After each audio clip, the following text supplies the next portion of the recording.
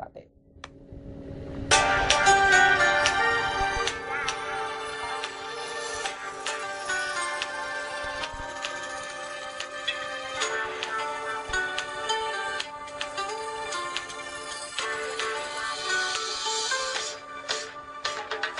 London ಬಂದ ಮಕ್ಕಳುಗಳು,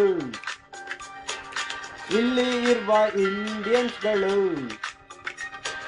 3-4 ಡಿಗ್ರಿಗಳು ಮಾಡಕ್ ಬಂದ ಡಿಗ್ರಿಗಳು, ಮಲ್ಲು ಕುಟ್ಟಿ ಮತ್ತೆ ಸರ್ದಾರ್ಜಿಗಳು, ಹಾಸಿಗೆ ಮೇಲೆ ಡೂಯೆಗಳು, ಕಬ್ಬೋಳೊಳಗೆ ಮಸಾಲಗಳು, ಮನೆಯ ಒಳಗೆ ಓಡಾಡುವ ಚಪ್ಪಲಿಗಳು, ಕೊಂಡ ಕಾರ್ಪೆಟ್ಗಳು,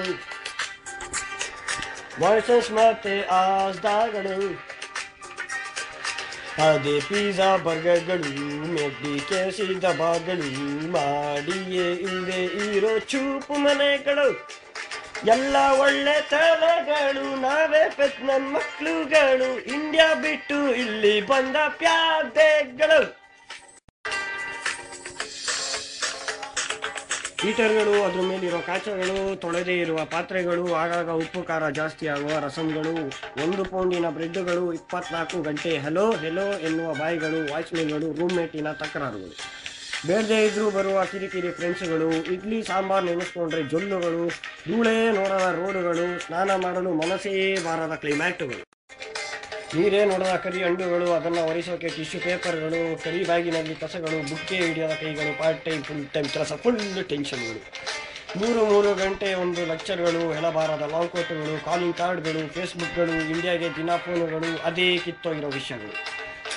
ಊಟ ಆಯ್ತಾಗಳು, ಮತ್ತೆಗಳು, ಗರ್ಲ್ ಫ್ರೆಂಡ್ಸ್ಗೆ ಐ ಲವ್ ಯುಗಳು, ಮಿಸ್ ಯು ಟೂಗಳು, ಮುತ್ತುಗಳು, ಬ್ರೇಕಪ್ಗಳು, ಫ್ರೆಂಡ್ಸ್ ಮತ್ತು ನೆಂಟರ ಹತ್ರ ಸ್ಕೋಪ್ಗಳು, ಲಂಡನ್ ಬಗ್ಗೆ ಬೇಡದವರು ಕೇಳಿದ್ರೆ ಹೊಗಳುಗಳು, ನಮ್ಮವ್ರು ಕೇಳಿದ್ರೆ ಉಗಿತಗಳು.